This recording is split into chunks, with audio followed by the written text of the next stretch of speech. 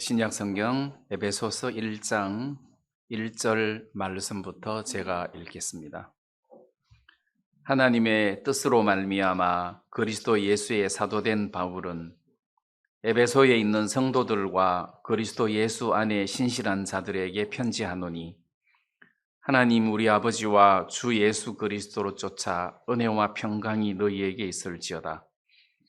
찬송하리로다. 하나님 곧 우리 주 예수 그리스도의 아버지께서 그리스도 안에서 하늘에 촉한 모든 신령한 복으로 우리에게 복 주시되, 곧 창세전에 그리스도 안에서 우리를 택하사 우리로 사랑 안에서 그 앞에 거룩하고 흠이 없게 하시려고 그 기쁘신 뜻대로 우리를 예정하사 예수 그리스도로 말미암아 자기의 아들들이 되게 하셨으니, 이는 그의 사랑하시는 자 안에서 우리에게 거저 주시는 바 그의 은혜의 영광을 찬미하게 하려는 것이라. 우리가 그리스도 안에서 그의 은혜의 풍성함을 따라 그의 피로 말미암아 구속 곧 죄사함을 받았으니. 여기 7절 말씀까지만 읽겠습니다.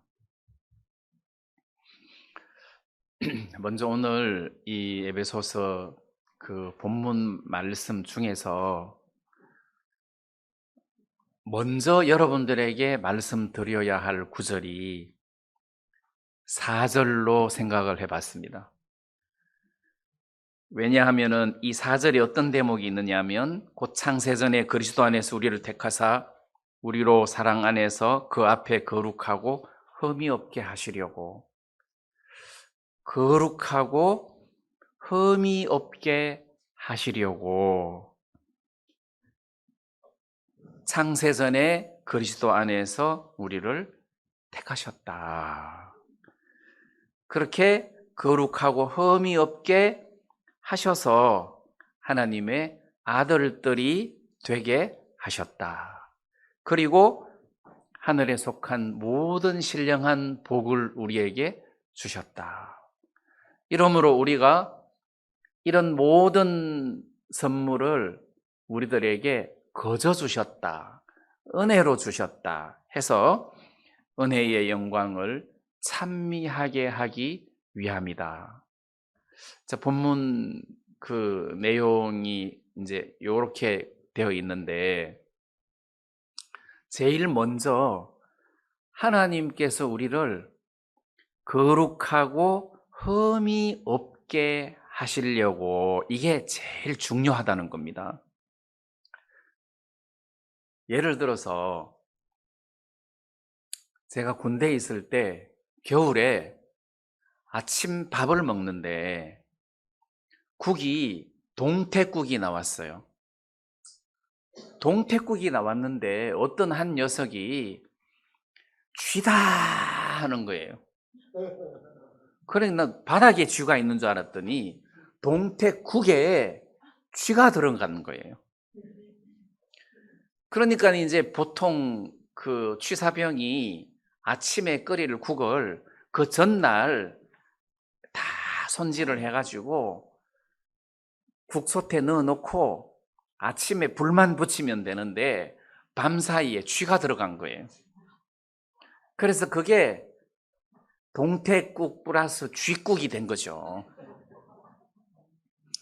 근데 그 식판 국그릇에 쥐가 뭐 털 다 빠졌을 거 아니에요.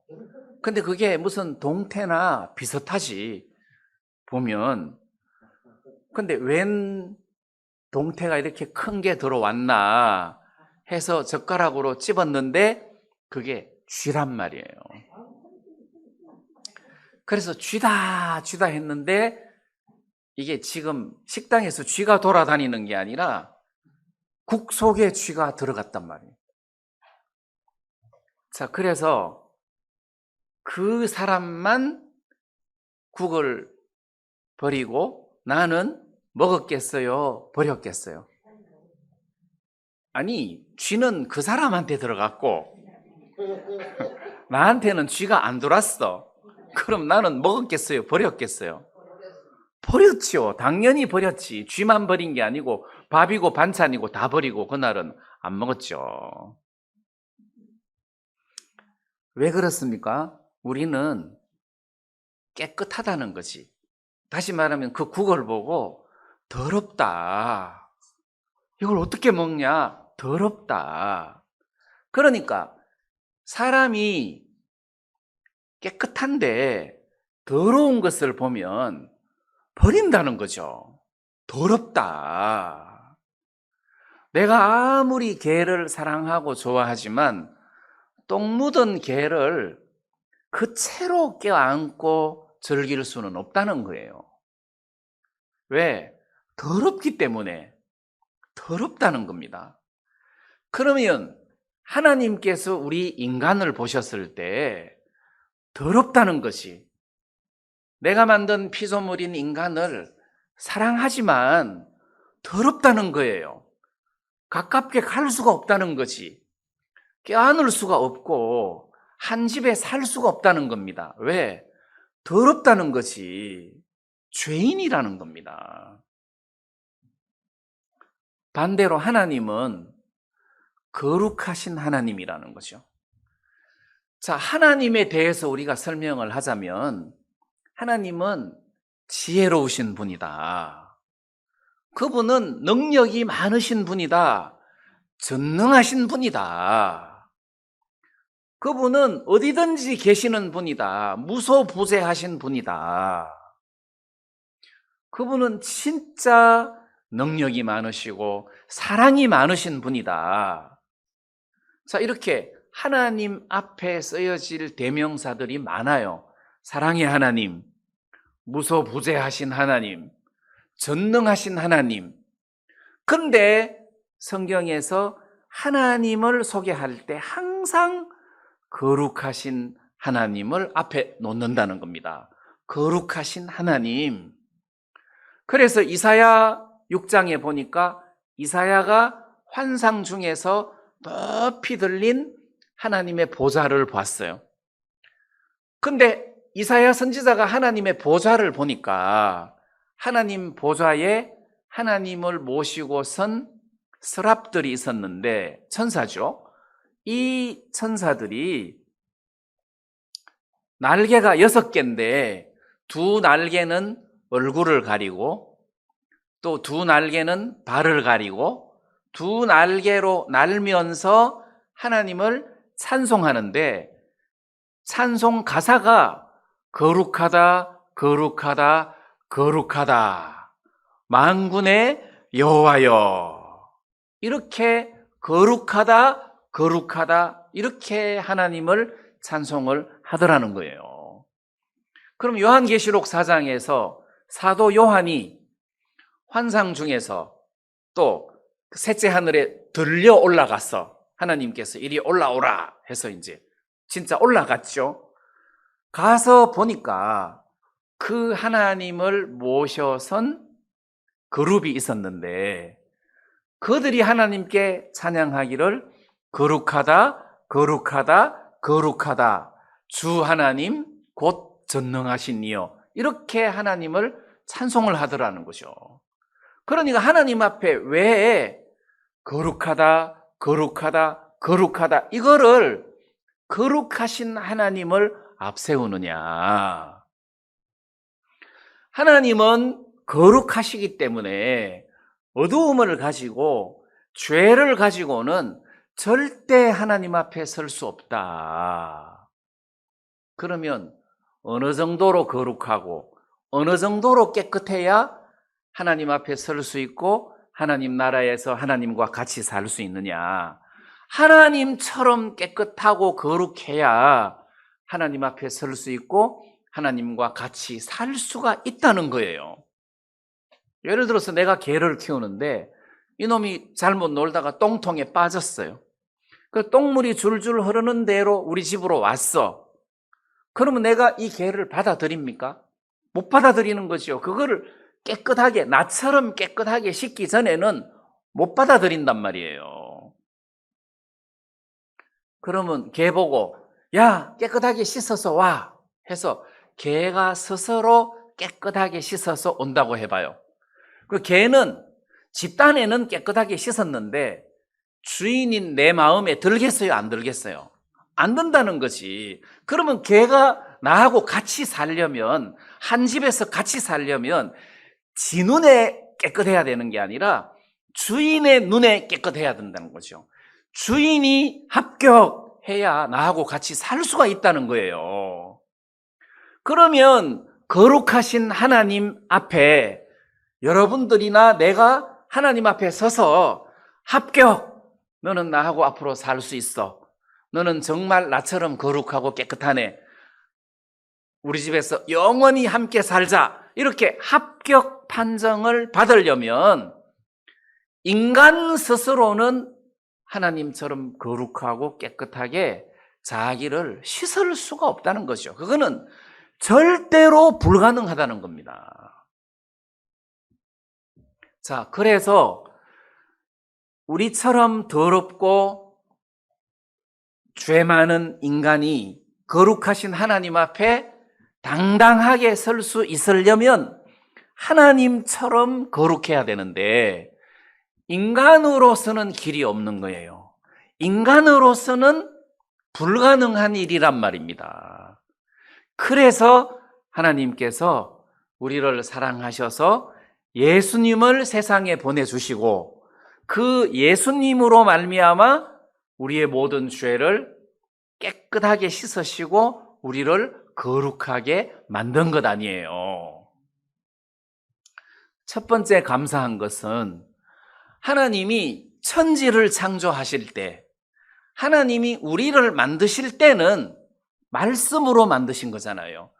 빛이 있어라 하고 말씀을 하셨는데 빛이 있었고, 물은 각종 생물로 번성해라 하고 말씀하시니까 물속에 각종 생물들이 생겨나서 헤엄치고 다니고 거기서 살게 됐단 말이에요. 그러니까 하나님의 입에서 나오는 말씀으로 천지를 창조하셨지만 우리 죄를 깨끗하게 씻고 거룩하게 만드는 이 일에서는 말씀으로 안 되는 거예요. 말씀으로 정형제 마음이 거룩하고 깨끗하게 되어라 이렇게 해서 거룩하고 깨끗하게 되면 예수님이 십자가에 못 박혀 돌아가실 필요가 없다는 거죠.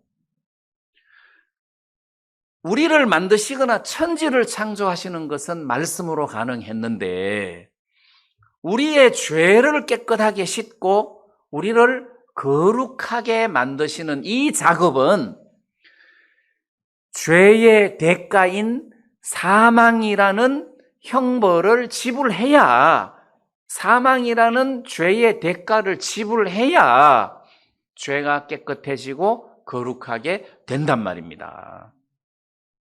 그래서 우리를 구원하시고 우리를 거룩하게 하시고 우리의 죄를 깨끗하게 씻는 이 일은 하나님이 그 아들을 세상에 보내셔서 우리의 모든 죄를 짊어지시고 대신 십자가에 못 박혀 죽으시는 그 십자가의 사역을 통해서 우리의 모든 죄가 깨끗하게 씻겨지고 거룩하게 된다는 겁니다. 그 길 밖에는 길이 없다는 거죠.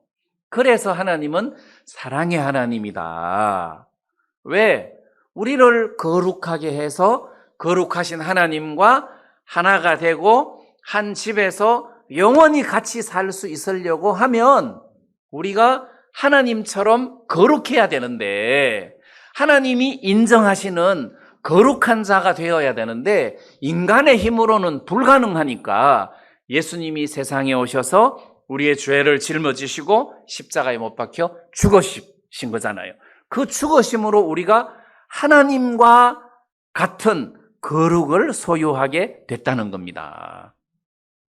그래서 여러분들이 복음을 들으실 때 배우신 것처럼 히브리서 10장 10절에 보면 이 뜻을 쫓아 예수 그리스도의 몸을 단번에 들이심으로 말미암아 우리가 거룩함을 얻었노라 이렇게 되어 있단 말입니다. 이 뜻을 쫓아, 이게 하나님 뜻 아니에요?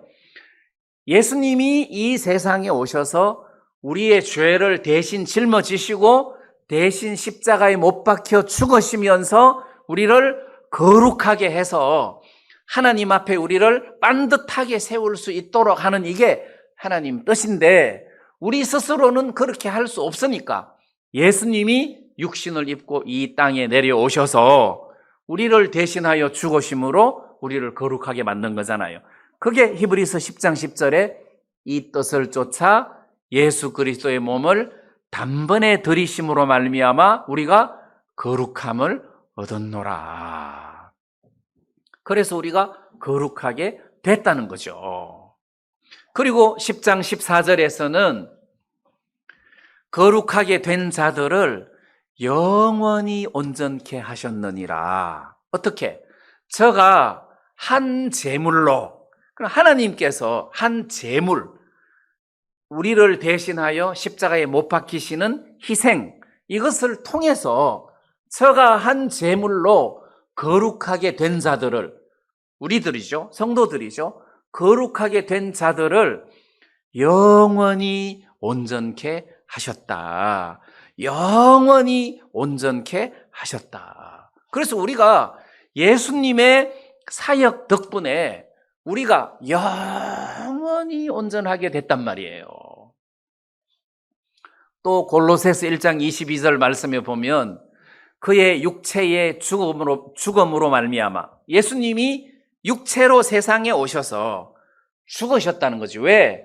내가 죽어야 되는 죽음을 내 죄를 짊어지시고 대신 죽으신 거잖아요.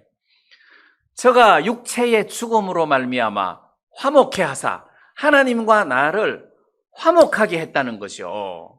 왜? 그 전에는 똥 묻은 개를 내가 화목할 수 있습니까? 저리 안 가? 저리 안 가? 저리 안 가? 이렇게 내쳤단 말입니다. 그런데 깨끗하게 씻고 난 다음에 내가 껴안는다는 거죠. 그런데 예수님이 십자가의 죽으심으로 말미암아 내가 깨끗하게 됐으니까 하나님이 나를 껴안는다는 거잖아요. 그래, 동성아 반갑다. 오래간만이다. 이제 우리 헤어지지 말자 하고 그 화목이라는 겁니다. 그의 육체의 죽음으로 말미암아 화목해 하사, 하나님 우리를 껴안았다는 거죠. 화목해 하사 거룩하고 흠이 없고 책망할 것이 없는 자로 그 앞에 세우고자 하셨으니, 그 앞에 하나님 앞에 세우고자 하셨다. 누가? 예수님이 십자가에 죽으심으로 우리를 하나님 앞에 세우는데 어느 정도로 깨끗하게 세웠느냐? 거룩하도록, 흠이 없도록, 하나님이 봤을 때 저리 가! 그 소리가 안 나오게 책망할 것이 없을 정도로 완벽하게 우리를 거룩하게 하셨다는 것입니다. 그래서 하나님께서 예수님을 세상에 보내신 이유는 우리를 거룩하게 만들기 위함이라는 겁니다. 왜 우리가 거룩해야 되냐? 하나님은 거룩하신 하나님이시기 때문에 거룩하신 하나님과 죄인은 화목하게 될 수가 없잖아요. 그래서 우리를 거룩한 자로 만들어서 하나님과 화목하게 하고 하나가 되게 해서 하나님의 은혜 속에서 살도록 하나님이 그런 축복을 우리들에게 주셨다는 겁니다. 제가 과거에 선교사로 있을 때 그 나라 음식이 맛있냐 맛이 없냐 그거를 떠나서 좀 위생적이지가 않던 거예요. 식빵을 사러 갔어요. 식빵을 사러 갔는데 저 식빵을 달라고 하니까 그냥 손으로 떡 집어서 이거요 하는 거라. 그것도 왜 설탕 묻어갖고 찐득찐득한 거는 이거요. 그거 말고 옆에 거. 그러니까 다시 턱 집어갖고 주는데 무슨 비닐 장갑이라도 끼고 그래야 되는데, 그러면 내가 지금 그거를 처음 봤지만 다른 사람이 왔을 때도 몇 번 집었을 거 아니에요, 손으로. 그러니 그런 위생 개념이 없는 거예요. 모든 음식에. 식당을 갔는데 접시를 주는데 접시가 누래요. 그래서 내가 이거 티슈로 이렇게 닦으니까 누런 기름이 막 벗겨지는 거예요. 그럼 어떻게 먹겠어요? 그러니까 식당 음식도 그렇고 뭐 그래도 대충 그렇게 먹기는 먹고 살았는데, 그러면 위생 개념이잖아요. 깨끗하다, 더럽다, 이 개념이잖아요. 그러면 깨끗한 사람이 더러운 사람하고 살기가 힘들다는 거예요. 못 산다는 거죠. 제가 초등학교 다닐 때 우리 큰아버지가 잘 살았어요. 식모가 둘이 있었어요. 그럼 내가 오래간만에 큰 집에 가잖아요. 그러면 못 올라가요. 저 씻고 와 해서 일단 씻고 들어가야 돼요. 발하고 다 씻고 옷도 다 벗어갖고 털고 그렇게 들어오라고 그래요. 깨끗하니까. 우리는 막 시골에서 막 그냥 흙더미 속에 뒹굴고 막 이렇게 하다가 가면 나는 모르는데 깨끗한 사람은 그게 보이는 거잖아요. 깨끗하니까 옷 털고 들어와, 양말 벗어, 발 닦고 들어와. 그렇게 해서 들어갔단 말이에요. 그러면 똑같은 사람도 이 정도인데, 그럼 하나님은 어떻게 하시겠어요? 하나님은, 야, 너무 더러워. 닦고 들어와. 닦고 들어와. 내가 아무리 닦아도 하나님이 인정할 만큼 깨끗하게 나를 닦을 수가 없단 말입니다. 불가능하다는 거지. 율법을 지켜서는 택도 없는 거예요. 그건 불가능하다. 그러면 주인이 똥 묻은 개를 닦아줄 때는 누구처럼 깨끗하게 닦겠어요? 주인처럼 깨끗하게 닦는다는 거죠. 주인처럼. 왜 5살 먹은 애가 엄마 오늘은 내가 설거지 도와줄게, 내가 할 거야. 그래 해라. 네, 했어. 그러면 하는 말이 니같이 했다 이렇게 한단 말입니다. 니같이 했다. 그러면 내가 내 죄를 씻었을 때 하나님은 마음에 안 든다는 거죠. 니같이 씻었다.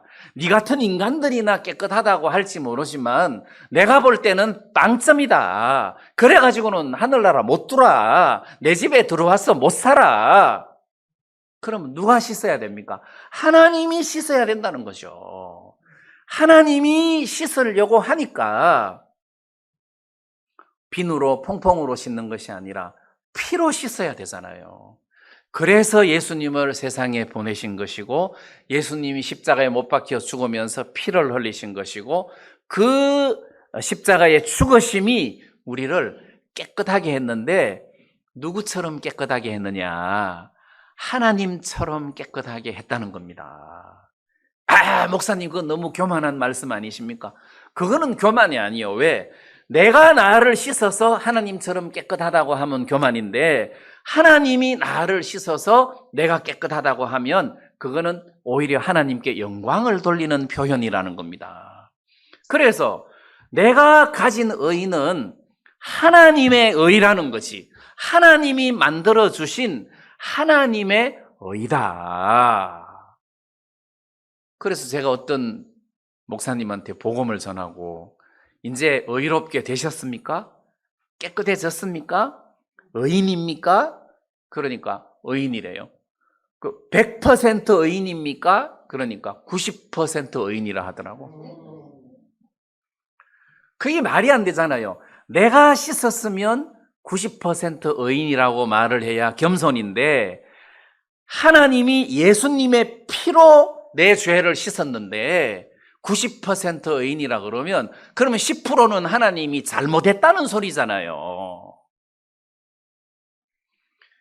그렇기 때문에 하나님이 예수님의 보혈로 내 죄를 씻었으니까 완벽하다는 겁니다. 그래서 저가 한 제물로 거룩하게 된 자들을 영원히 온전케 하셨느니라 했으니까 완벽한 거예요. 100%라는 것입니다. 하나님이 우리를 볼 때 흠잡을 데가 없을 만큼 완벽하게 우리를 거룩하게 했다. 자, 하나님께서 우리를 이렇게 거룩하게 했다는 표현을 4절에서 하고 있습니다. 창세전에 그리스도 안에서 우리를 택하사 우리로 사랑 안에서 그 앞에 거룩하고 흠이 없게 하시려고. 자, 하나님 앞에 우리를 거룩하고 흠이 없게 하시려고 했다. 근데 그 앞에 좀 어려운 대목이 있는데, 창세전에 그리스도 안에서 우리를 택하사, 여기서 이제 우리를 택하사 하는 이 대목에 사람들이 오해하는 사람들이 들어있는데, 여기서 택한다는 말은 예를 들어서 여기 1번부터 30번까지 있다고 해봐요. 그럼 5번, 10번, 15번, 20번, 25번, 30번 내가 택했다. 너희들은 다 구원을 받는다. 그러면 10번이 저는 예수 안 믿을 거예요 해도 택한 자기 때문에 언젠가는 예수를 믿게 돼 있다. 이게 택한 자예요. 그러면 9번은 택한 자가 아니라서 나는 막 열심히 예수를 믿을 거야 해도 하늘나라를 못 간다는 거지. 너는 안 택했기 때문에 못 간다. 이게 예정설인데 보통 장로교회에서 이런 표현들을 많이 하는, 이게 아니라는 거죠. 지금 이 에베소서 1장에 나타나는 우리를 택하사 하는 것은 택하기는 택했는데 5번, 10번, 15번, 20번, 25번, 30번 이렇게 택한 것이 아니라 그리스도 안에서 택했다는 거예요. 그리스도 안에서 택했다. 무슨 이야기냐 하면 이스라엘 백성들이 여리고를 점령하기 전에 정탐꾼을 2명 보냈는데 나중에 들켜가지고 기생 라합 집에 들어갔다가 기생 라합이 그들을 숨겨주는 바람에 그들하고 약조를 하면서 이 여리고성을 너희들이 점령할 때 기생 라합의 집에 있는 사람은 다 살려주겠다. 그들은 죽지 않겠다. 그러나 누구든지 집 밖으로 나가면 그 사람은 죽는다. 그래서 라합의 집에 붉은 줄을 매 달았는데 붉은 줄을 매 달은 기생 라합의 집 안에서 택했다는 거죠. 그러면 그 집 안에 들어오는 사람은 강도든 누구든 무조건 다 사는 거예요. 근데 암만 착실하고 착하고 이스라엘 백성들을 우호적으로 이야기한다 하더라도 집 밖으로 나가면 아웃이에요. 그래서 그 말씀에서 택한 백성이라는 것은 집 안에서 택하는 거예요. 그러면 집 안으로 들어가는 의지는 자기 본인에게 있다는 겁니다. 내가 믿음으로 들어가면 사는 거고 안 들어가면 죽는 거예요. 다시 말하면 하나님께서 우리를 택할 때 그리스도라는 기생 라합 집 같은 테두리를 만들어 놓고 그 안으로 들어가면 내가 택한 백성이 되는 거예요. 내가 안 들어가면 택한 백성이 못 된다는 거죠. 다시 말하면 누구든지 그를 믿는 자는 영생을 얻는다. 그리스도 안으로 들어간다.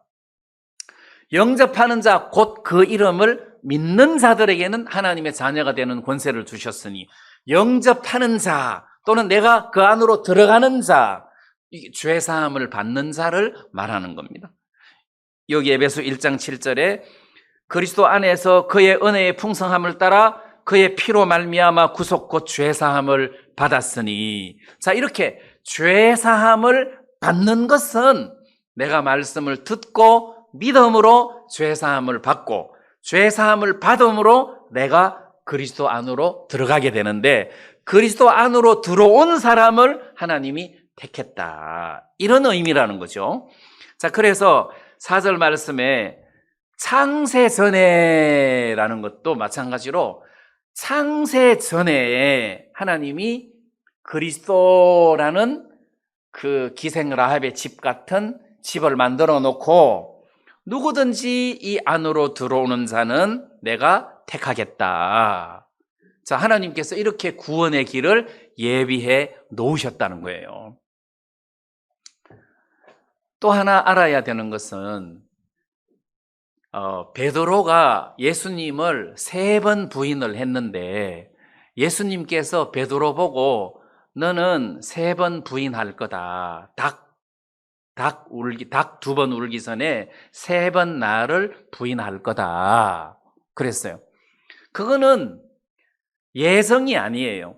너는 3번 부인하기로 예정되어 있다. 그게 예정이 아니고 그거는 예지예요. 너는 이렇게 될 거야. 그러니까 예수님이 미리 안 거지 미리 정해놓은 거는 아니에요. 무슨 말인지 이해가 되죠? 예정하고 예지하고는 다르죠?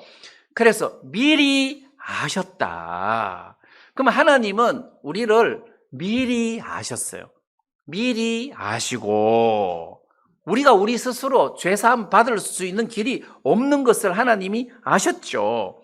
예수님을 세상에 보내주셨어요. 그래서 받아들이는 자에 하나여 택한 백성으로 아들로 삼으신 거란 말입니다. 자, 그래서 이 4절 말씀에 창세전에 그리스도 안에서 우리를 택하사 우리로 사랑 안에서 그 앞에 하나님 앞에 거룩하고 흠이 없게 하셨다. 자, 그래서 우리가 거룩한 자가 되고 의인이 되고 깨끗하게 되고 죄사함을 받았다. 이렇게 말하는 거예요. 그래서 우리가 여러분들 보고 성도라고 하잖아요. 성도, 거룩한 물이다. 우리는 거룩하다, 깨끗하다. 이런 의미란 말입니다. 그래서 내가 여러분들에게 물었을 때 여러분 하나님 앞에 죄가 있습니까? 없습니까? 없습니다. 내가 비록 이렇게 많은 죄를 짓고 살았지만 예수 그리스도의 사역으로 내가 거룩하게 되었습니다. 저는 죄가 없습니다. 깨끗합니다. 흠이 없습니다. 주님을 찬양합니다. 이렇게 말할 수 있다는 겁니다. 그 다음에 왜 하나님께서 먼저 우리를 거룩하게 해야 되냐? 왜 우리를 거룩하게 했냐? 거룩하게 하는 것이 목적이 아니라는 거죠. 똥 묻은 개가, 똥통에 빠진 개를 내가 수도가에 데리고 가서 깨끗하게 씻고 샴푸하고 드라이기로 말렸어요. 왜 말립니까? 한 집에 살라고. 서로 껴안고 화목하게 한 집에서 살려고 깨끗하게 만드는 거잖아요. 그러면 하나님이 왜 우리를 구원하셨느냐? 화목하게 살려고, 하나님께서 우리하고 동행하려고, 우리에게 많은 은혜를 베풀려고 우리를 거룩하게 하신 거란 말이에요. 제가 큰 집에 갔어요. 큰아버지 댁에 갔어요. 우리 큰엄마가 문제라. 야야야야야 동상아 씻고 돌아 했어. 씻고 옷 털고 양말 다 벗고 그래갖고 이제 들어가요. 왜 씻고 들어오라고 하냐? 그러면 들어가면 그러면 거기 이제 과일도 내놓고 뭐 음식도 내놓고 거기 이제 다 누릴 수가 있는 거예요. 그러면 하나님께서 우리를 거룩하게 하신 목적이 뭐냐? 5절 말씀에 보면 그 기쁘신 뜻대로, 자, 이렇게 흠이 없게 되는 것이 그 기쁘신 뜻이죠. 그 기쁘신 뜻대로 우리를 예정하사, 이것도 그리스도 안에서입니다. 예수 그리스도로 말미암아 자기의 아들들이 되게 하셨으니, 자, 이렇게 거룩하게 깨끗하게 씻어 놓고 자기의 아들이 되게 하셨다는 거지. 아들이 되게 했다. 여러분, 아들이 되게 했다는 말은 하나님 아버지께서 가지고 있는 모든 것을 누릴 수 있는 권한을 주었다. 그 말이에요. 아들이 되게 했다. 다른 번역으로는 아들로 입양하셨다. 우리가 원래는 하나님 아들이 아닌데 죄 사함을 받고 난 다음에 하나님의 아들로 입양이 됐다는 거예요. 하나님 아들로 입양이 됐다. 그래서 우리가 양자다. 양자도 아들은 아들이잖아요. 양자의 영을 받았다. 하나님의 양자다. 아들이다. 그러면 여기서 아들이라는 것은 그냥 뭐 아들이다 이게 아니고 상속권을 포함하는 거예요. 예를 들어서 아주 가난한 사람이 너는 내 아들 해라 그러면 하면 안 돼요. 왜냐하면 빚을 유산으로 물려받을 거니까. 그러면 안 되고, 정말 부자가 너 내 양자 해라 했을 때는 예스 해야 돼요. 자, 그러면 양자가 되면 어떤 혜택이 따라오느냐? 법적으로 상속분이 자기에게 떨어진다는 거죠. 그럼 우리가 하나님의 아들이 되는 그런 축복을 받았다. 자, 하나님께서 우리로 거룩하게 된 우리들을 아들이 되게 하고 딸이 되게 했단 말이에요. 아들이다.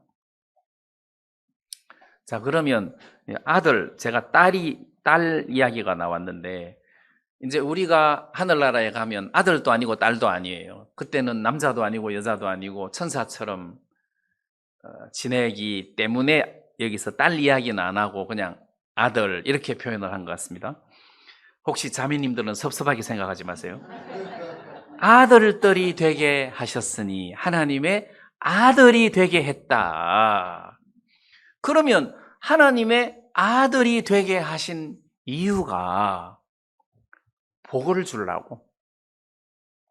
자, 그래서 3절 말씀에 보면 찬송하리로다 하나님 곧 우리 주 예수 그리스도의 아버지께서 그리스도 안에서 하늘에 속한 모든 신령한 복으로 우리에게 복 주시되.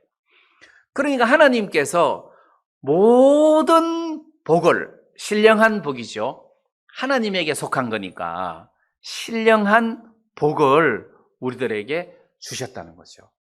하나님이 가지고 있는 모든 복을 우리들에게 주셨다. 그리고 아들로 삼으셨다. 자, 그러면 우리는 이렇게 세상을 살면서 이렇게 현실에 매여 있잖아요. 이렇게 현실에 매여 있어요.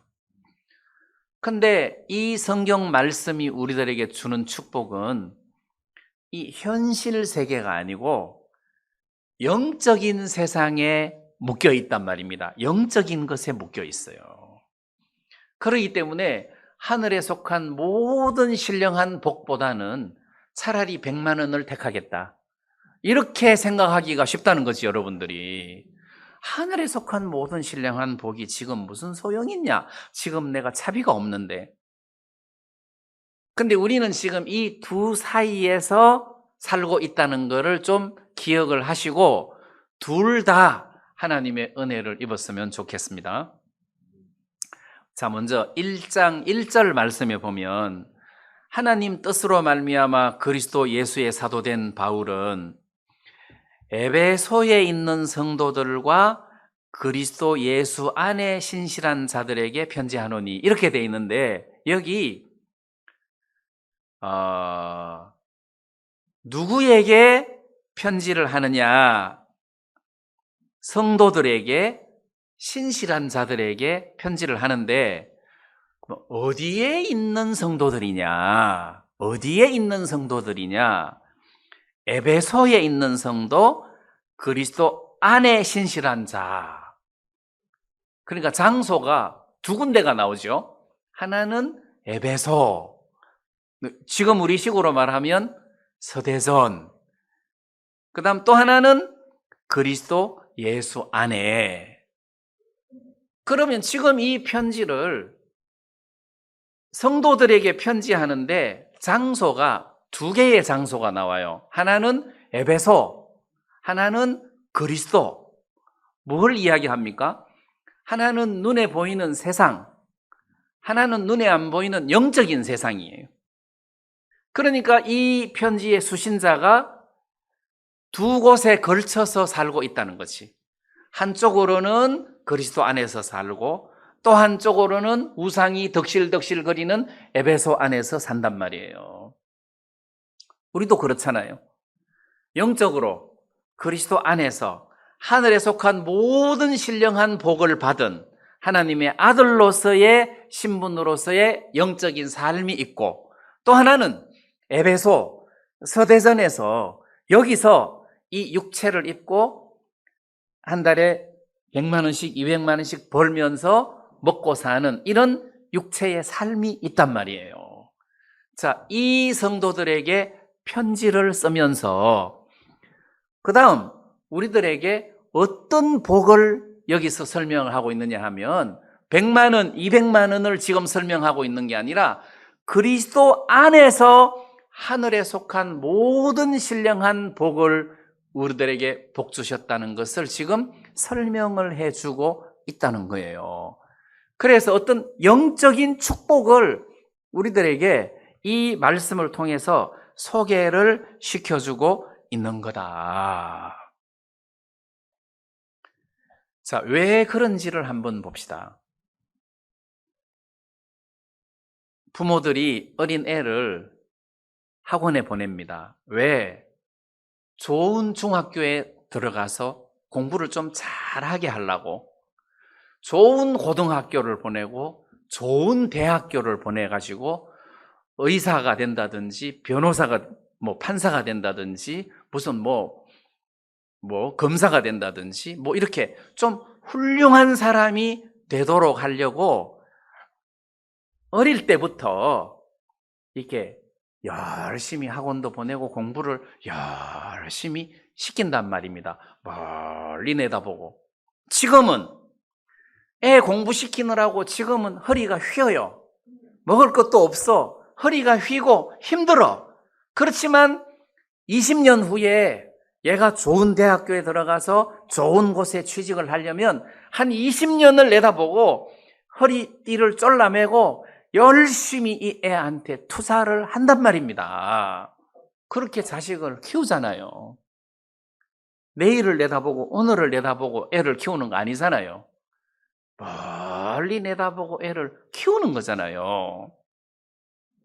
그럼 영적인 것도 오늘을 내다보고 사는 삶이 아니라는 거죠. 영적인 삶은 미래를 내다보고 사는 거잖아요. 어느 날 내가 죽었다. 그럼 내가 20년까지 살 수 있을지 모르겠지만 내가 20년 후에 어떻게 될 것인가? 틀림없이 하나님 앞에 설 거다.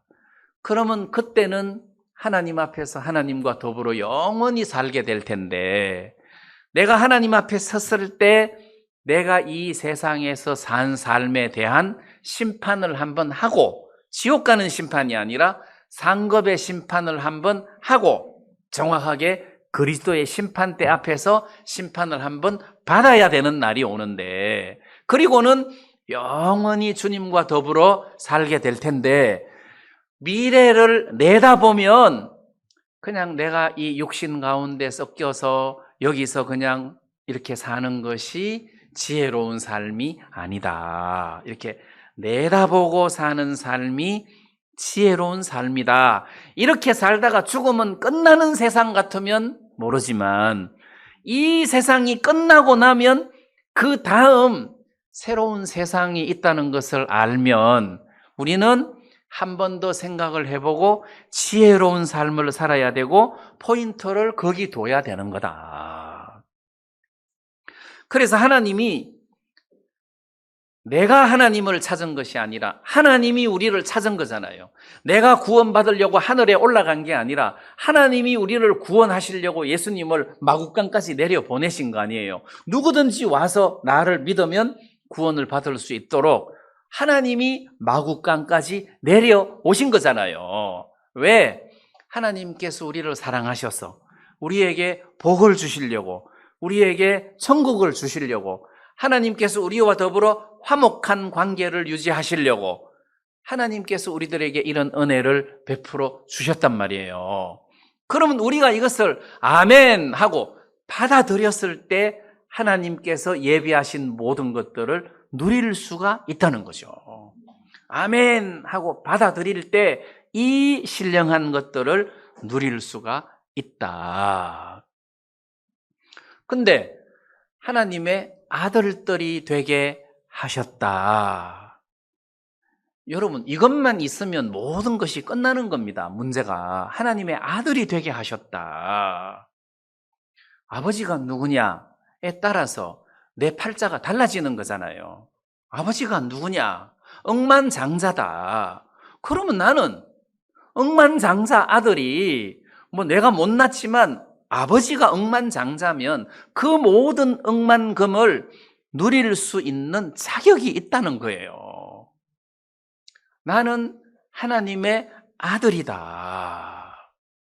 그 예수님도 세상에 계실 때 이런 표현을 하셨어요. 예수님이 부활하시고 난 다음에 그 막달라 마리아에게 부활하시고 난 다음에 나타나셔가지고 나를 만지지 말라. 내가 아직 아버지께로 올라가지 못하였노라. 너는 너희 형제들에게 가서 이르라. 내가 내 아버지 곧 너희 아버지, 내 하나님 곧 너희 하나님께로 올라간다 하라 하신대. 여기서 내가 아버지께 올라가야 되는데 내 아버지 곧 너희 아버지, 이렇게 예수님이 지금 표현을 하고 계신다는 거죠. 내 아버지가 네 아버지다. 그러면 예수님과 우리 사이는 형제가 되는 거잖아요. 그래서 히브리서에서는 거룩하게 하시는 자와 거룩하게 하심을 입은 자들이 다 하나에서 난지라. 그러므로 형제라 부르시기를 부끄러워 아니하시고, 이렇게 돼 있단 말이에요. 그러니까 예수님은 우리 보고 형제야, 너는 나의 형제다, 이렇게 말씀하시기를 부끄러워하지 않았다. 왜? 내가 좀 이렇게 떨어진 동생을 데리고 나가서 쟤 누구야? 그럼 내 동생이야, 이렇게 말하면은 좀 창피스러운 일이 벌어질 상황이 생기잖아요. 내가 여자친구하고 연애하고 있는데 완전 8푼이도 아니야 6푼이가 옆에 따라와서 쟤 누구야? 그럼 몰라, 이렇게 해야지. 내 동생이야 그러면 저 사람의 형인 걸 보면 니도 조금 모자랄 가능성이 많다, 뭐 이렇게 연관될 수 있잖아요. 그리고 예수님이 수많은 천사들 앞에서 제가 내 동생이다, 이렇게 말하기를 부끄러워하지 않으셨다는 거죠. 내 동생이다. 그래서 하나님의 아들이다, 형제다, 이런 어떤 포지션, 어떤 이런 신분, 이게 영적으로 우리를 모든 것에서 해방을 시켜준다는 거예요. 무슨 뜻입니까? 하나님, 오늘 먹을 것이 떨어졌습니다. 먹을 것을 주십시오. 하나님, 입을 것이 없습니다. 입을 것을 주십시오. 이렇게 기도하면, 야, 그거는 이방인들이나 그렇게 기도하지. 너희 아버지께서 너희가 이거 먹을 것, 입을 것 떨어진 거 다 안다. 다 안다. 하나님께서 주님께서 그렇게 말씀하셨단 말이에요. 그러니까 이런 자질구레한 걸 기도하지 말라는 뜻은 아니지만, 이런 것은 하나님께, 너희 아버지께서 다 아신다. 다 아신다. 다 아신다는 말은 뭘 의미하는 겁니까? 돕는다는 뜻이죠. 알고 모른 채 한다는 뜻이 아니라, 안다는 것은 돕는다는 뜻이고 은혜를 베푼다는 뜻이에요. 그래서 내가 하나님의 아들이라는 신분 하나만으로, 하나님의 아들이라는 신분 하나만으로 모든 걱정과 두려움에서부터 벗어날 수가 있다는 거잖아요. 하나님이 그런 축복을 우리들에게 주셨다. 하늘에 속한 모든 신령한 복을 우리들에게 주셨다. 왜 하나님이 이런 축복을 우리들에게 주셨느냐? 그 이제 6절에 이는 그의 사랑하시는 자 안에서 우리에게 거저 주시는 바 그의 은혜의 영광을 찬미하게 하려는 것이라. 자, 여기 보니까 거저 주시는 바라는 표현이 있습니다. 거저 줬다는 것은 공짜로 줬다는 거죠. 뭘 거저 준 겁니까? 우리로 하나님의 아들이 되게 하시는 선물, 우리로 하나님 앞에 거룩하고 흠이 없게 하신 선물, 이거는 공짜로 줬다는 것이요. 공짜로. 마치 주인이 개를 사랑해서 공짜로 깨끗하게 씻어 주어서 집에 불러들여가지고 집에서 같이 살게 했다. 뭘 대가를 바라보고 한 게 아니라는 거죠. 저놈을 우리 깨끗하게 씻어갖고 우리 집에 이렇게 살게 하면 도둑을 잘 잡을 거야. 그런 목적으로, 그런 목적으로 개 키우는 사람도 있겠지만, 하나님은 어떤 그런 목적을 가지고가 아니에요. 하나님은 은혜로, 공짜로 우리들에게 흠이 없게 하시고, 거룩하게 하시고, 그 다음에 죄사함을 주셔서 하나님의 아들이 되게 하셨다는 겁니다. 그래서 거저 주시는 바 그의 은혜의 영광을 찬미하게 하려는 것이라. 자, 은혜도 거저 주시는 거죠. 영광을 찬미하게 하려는 것이라 할 때 이 영광이라는 말이 좀 이렇게 이해하기가 좀 쉽지 않은데, 영광이라는 말은 빛나고 아름다운, 자, 빛나고 아름다운, 세상에서 훌륭하다고 인정되는 이름. 세종대왕, 이순신, 아인슈타인, 인간 대 인간으로서 어떤 영광 이렇게 표현할 수 있을지 몰라도 그런 사람도 좀 위대한 사람 이렇게 표현하지만, 영광, 이건 사람으로서 표현할 수 없는 빛나고 아름다운 훌륭한 이름, 하나님을 말하는 거예요. 다시 말하면 영광의 하나님을 쪼개가지고 이야기한다면, 거룩하신 하나님, 자비로운 하나님, 사랑이 많으신 하나님, 전능하신 하나님, 무소부재하신 하나님, 이런 하나님을 통틀어서 한마디로 영광의 하나님 이렇게 표현을 하면 된다는 거죠.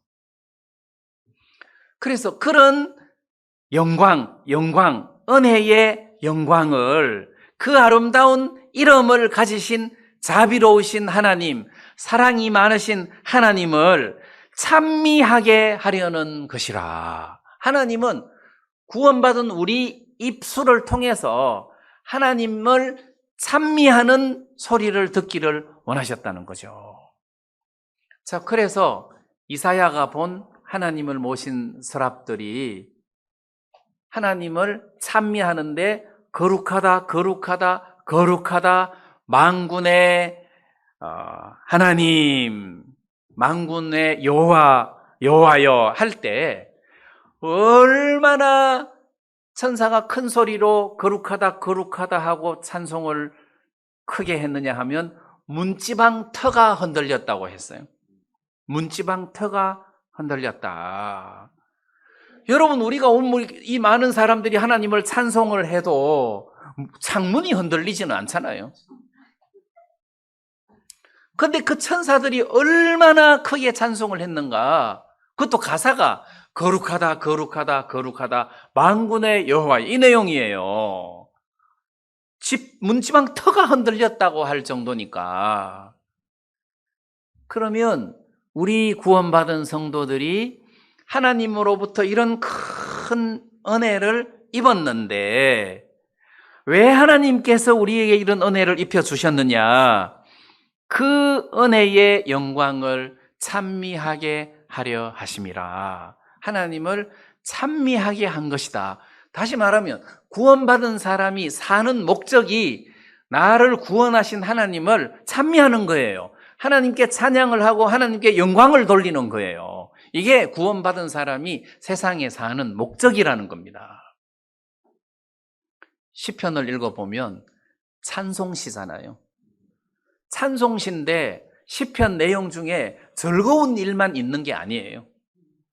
포로로 잡혀갈 때도 있고, 진짜 어렵고 힘든 상황이 펼쳐질 때도 있었고, 너무너무 절망스러운 그런 상황이 놓일 때도 있었는데, 그 상황에서도 하나님을 찬미하는 것이 시편의 찬송이잖아요. 항상 즐겁고 기쁠 때 찬송하는 건 누가 못해요. 근데 우리 구원받은 성도들은 어렵고 힘들 때도 구원받은 것을 생각하면은 충분히 하나님을 찬송할 수 있는 조건이 된다는 겁니다. 이것은 성도들에게 있어서 마땅히 해야 할 것이다. 하나님을 찬미하는 것은 마땅히 내가 해야 할 일이다. 그래서 하나님 감사합니다. 나를 거룩하게 하시고 나를 하나님의 아들로 삼으시고 나를 하늘에 속한 모든 신령한 복으로 내게 복을 주셨는데 하나님 감사합니다. 자, 이렇게 하나님을 찬송하고 하나님께 영광을 돌리는 것이 구원받은 사람으로서 마땅히 당연히 해야 할 일이라는 거죠. 제가 내가 하나님 앞에 감사하고 하나님께 찬송을 하고 싶은데 하나님이 내게 어떤 은혜를 베풀어 주셨지? 하고 이렇게 되짚어 보면 옛날에는 내가 굉장히 허리가 아파가지고 진짜 일어설 수 없을 정도로 힘든 때가 있었는데 지금은 깨끗하게 나았다기보다도 안 아파요. 이 무슨 말이냐 하면은 한 번은 중국을 갔는데 어떤 목사님이 중국에 아주 유명한 한의사가 있는데 이 등뼈를 잘 본대요. 이분한테 치료를 받으면 된다 해서 내가 그때도 좀 아프다 하니까 갔어요. 근데 이분이 내 허리를 딱 만져보더니 아프냐고 하더라고. 안 아프다고 하니까 여기를 만지면 당신은 굉장히 아파야 되는데 안 아픈 걸 보면 기형이다. 허리가 기형으로 어떻게 나은 거예요. 말하자면 이게 아파야 되는데 기형이다. 그 고치지 말고 그냥 안 아프니까 그대로 사는 게 좋겠다 해서 그냥 지금까지 살거든요. 그래서 내가 하나님 은혜로 여기서 내가 벗어났다고 생각을 하는데 와, 이런 걸 생각하니까 참 감사하다. 그리고 또 제가 이렇게 선교회를 나와서 여러분들과 같이 이렇게 신앙생활하고 같이 예배를 드리고 수양회도 하고 뭐 해외도 가고 내가 이런 삶을 살게 된 것을 생각하면 야, 내가 진짜 하나님 앞에 은혜를 입었다.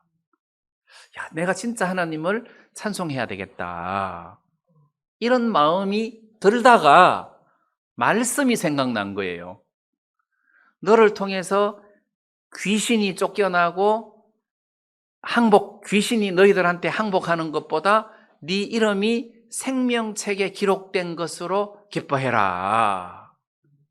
자, 그 말씀이 생각나면서 우리는 병 고쳐주신 하나님이 감사하고 빚 문제를 해결해 주신 하나님이 감사하고 막 교통사고에서 벗어나게 하신 것도 하나님 앞에 감사하고 막 물질 문제를 해결해 주신 것도 감사하고 막 할렐루야 이러는데 예수님은 그런 걸로 기뻐하지 말고 이랬단 말이에요.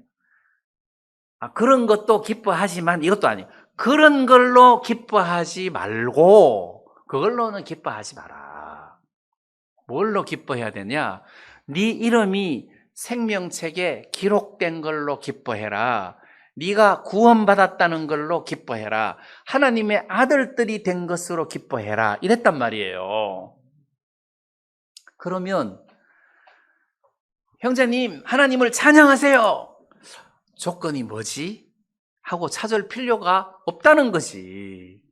내가 하나님의 아들이 됐는데 내 이름이 하늘나라 생명책에 기록이 됐는데 그걸로 하나님을 찬양할 수 있는 충분한 조건이 되는데 우리는 이거는 뭐 따놓은 당상이고 해서 그냥 제쳐놓고 자꾸 그냥 에베소 안에서 찬송의 조건을 찾으려고 한다는 거죠. 그리스도 안에서 찾아야 되는데 자꾸 에베소에서 찾으려고 하니까 에베소에 아무것도 없잖아요. 에베소에서 잘 사는 거야. 이 땅에서 뭐가 형통하게 잘 되는 것이야. 좋기도 하지만 잠깐이라는 거잖아요. 잠깐이다. 자, 그래서 하나님께 감사하고 하나님을 찬송하는 것이 하나님의 뜻이다. 자, 하나님의 뜻은 우리가 거룩하게 되는 거다. 왜 우리를 하나님이 거룩하게 하시는 게 하나님 뜻이냐? 자기의 아들이 되게 하려고, 그렇게 해서 하나님과 화목되고 서로 사귐을 가지려고. 그래서 이런 은혜를 입은 우리들이 하나님을 찬미하게 하기 위하여 하나님께서 우리들에게 이런 은혜를 입혀 주셨다. 그 다음에 제가 안 읽었지만 12절 말씀에 보면 이는 그리스도 안에서 전부터 바라던 우리로 그의 영광의 찬송이 되게 하려 하심이라. 하나님은 이렇게 찬송이 되게 하려고, 우리 입에서 하나님을 찬송하게 하려고 하나님께서 우리들에게 이 모든 것들을 허락해 주셨다는 겁니다.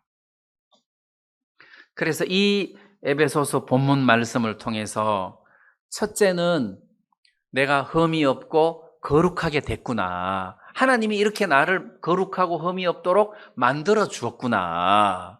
그리고는 우리를 하나님의 아들로 삼았구나. 그리고 하늘에 속한 모든 신령한 복을 우리에게 복을 주셨구나. 왜?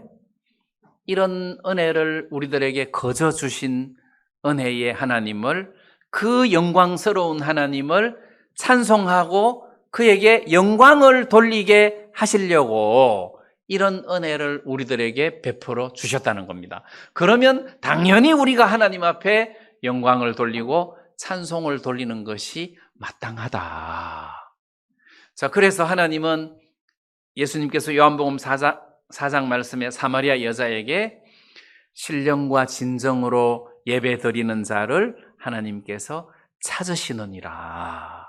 신령과 진정으로 영과 진리 안에서 예배 드리는, 말씀 안에서 예배 드리는 자를 하나님이 찾으시느니라.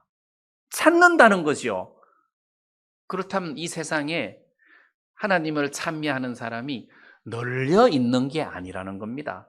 찬송하는 사람 많지만 성령 안에서, 진리 안에서, 말씀 안에서 진짜 구원받고 찬송하는 사람 별로 없다, 이런 뜻이에요.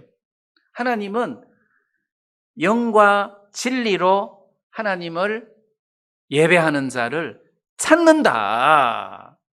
근데 진짜 구원받은 사람이 하나님께 영광을 돌리고 하나님을 찬미하지 않으면은 그럼 누가 하나님을 찬미하고 하나님께 영광을 돌릴 수 있겠느냐는 거예요. 그래서 우리가 삶의 목적을, 하나님이 우리를 이렇게 구원하셨는데 앞으로 하나님께 영광을 돌리고 찬미하는 삶을 내가 살아야 되겠다. 살자가 아니라 받은 은혜를 생각하면 살 수밖에 없는 거예요. 우리가 이런 하나님께 영광을 돌리는 삶을 살았으면 좋겠습니다. 네, 오늘 말씀 여기까지 드리겠습니다.